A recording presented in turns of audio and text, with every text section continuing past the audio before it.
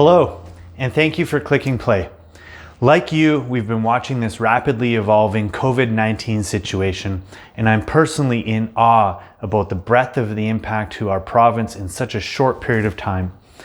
I was having dinner with my family last night, and I remarked to my daughters that long after they've grown up, we'll all be talking about how weird 2020 was.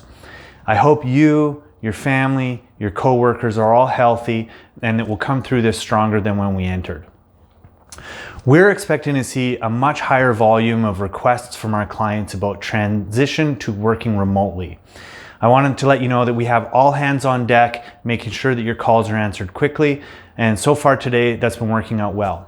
In the interest of helping our technicians manage this high volume of calls, we thought it would be helpful to address the basic and most common scenarios in this video so that they can focus on implementing the change and actually supporting your users, and hopefully you get the information you need to move through this process from this. So the first thought that I have to share with you is that every single service request that comes into our help desk gets weighed against our service priorities. And here they are in this order. Number one, our top priority is to protect your business. This means that we must understand the request, the security implications before we can proceed. In this ever-connected world, an improperly configured firewall or an application can expose company information and resources to attack and risk, and we want to minimize that situation from happening.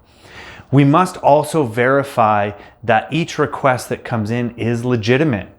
In scenarios like this, where there's a rapid change of a workforce from on-premise to remote, there's the potential that we get requests from people who aren't acting in the best interests. So if one of your frontline staff members were to call in and ask to be set up to access, from a remote home computer, we actually need to reach out to the primary contact to make sure the request is legitimate before we're going to proceed with it. This is just to help make sure that we maintain that security and it's acting in your best interest. Our second priority is around maintaining your operations. We want to keep your people working, so we need to understand which applications are important to your users, where they're hosted, how many people need access, and how this will be affected by the change being requested.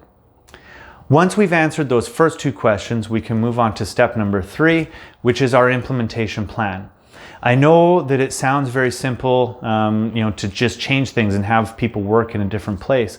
But again, we need to make sure that there's a well thought out plan to address the challenges and ensure a smooth transition for you and your users. We know that taking the process, these requests through this process can take some time.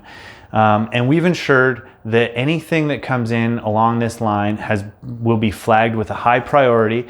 And our senior teams are watching those very actively to make sure they get processed as quickly as possible. We're not trying to frustrate you. We're not trying to annoy you. We're trying to maintain security, maintain stability in your operations, and make sure that this is a good long-term solution if it should need to be so. The second thing I wanted to touch on really quick were some of the things that we would like you to consider about working remotely that would be very helpful information for us to help move this along quickly. So the first thing, when you're going to put a request in, we need to know which users require remote access and which computers or devices do they normally use. For each of those users, it would be really helpful if you were able to let us know which applications they need access to and what data sets. And this will help us, although we have a lot of this documentation already, by understanding what those priorities are for your people. The next thing that we need to know is if they're going to be working from home and remoting into, their local work computer, do they have an appropriate computer, laptop at home that they're going to be able to use to access that?